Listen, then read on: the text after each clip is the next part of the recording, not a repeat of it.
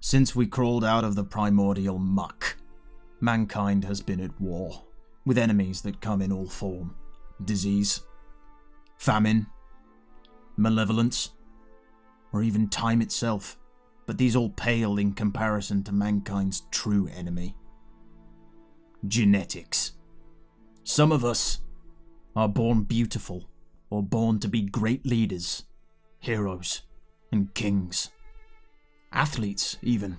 And some of us are born looking like failed medical experiments. And they may even have a brother that also looks like a failed medical experiment.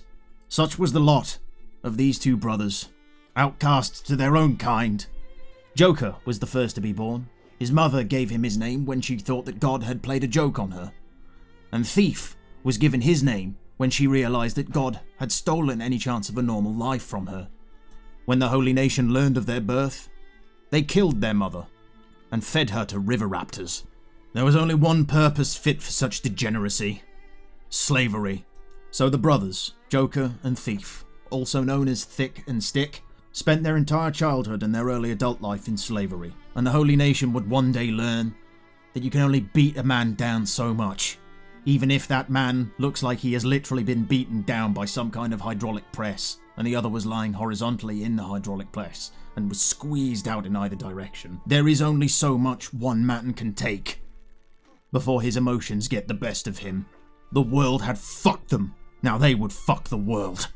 The brothers were unarmed, so they would begin by kicking and punching the guards in the dick, which Joker was really good at because he's about dick height, and Thief was really good at with his long spindly legs. After several poorly thought out insurrections, they realised it wasn't working, because Thief lost an arm and a leg. That didn't help. So it was all up to Joker now. He would have to escape rebirth and come back for Thief later.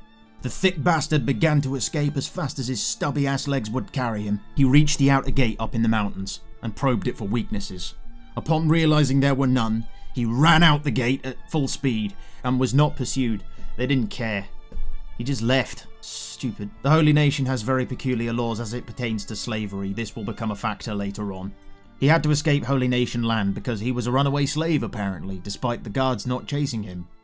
He decided to make his way to the Shek Kingdom because despite them being uppity bastards with rods up their asses, they were at least fair, unlike the United Cities who were also uppity bastards but made arbitrary decisions and levied unfair taxes and just generally stole your shit. Joker made his way across country and in the process had to live like a bottom feeder, stealing from Holy Nation farms, scavenging from dead bodies and other animals.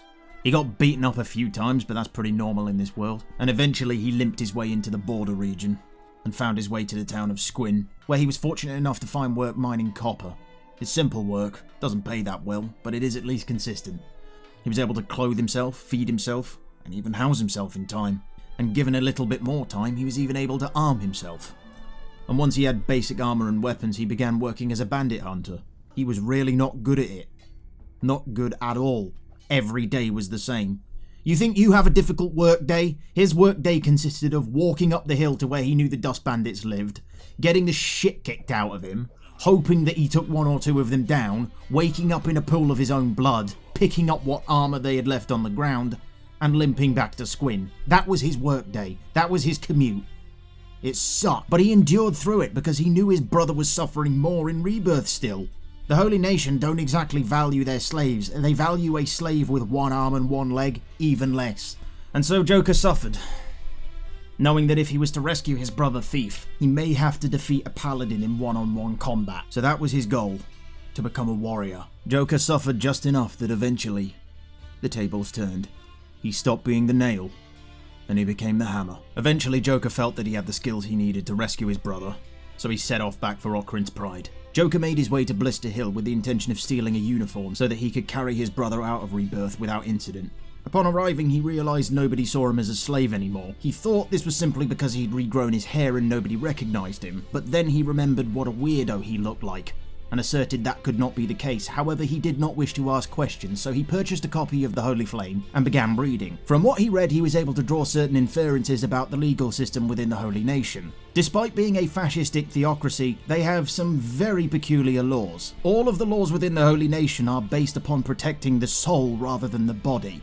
So in other words, if you are not gainfully employed, they will put you to work. So if you are a criminal or unemployed, you are eligible for slavery.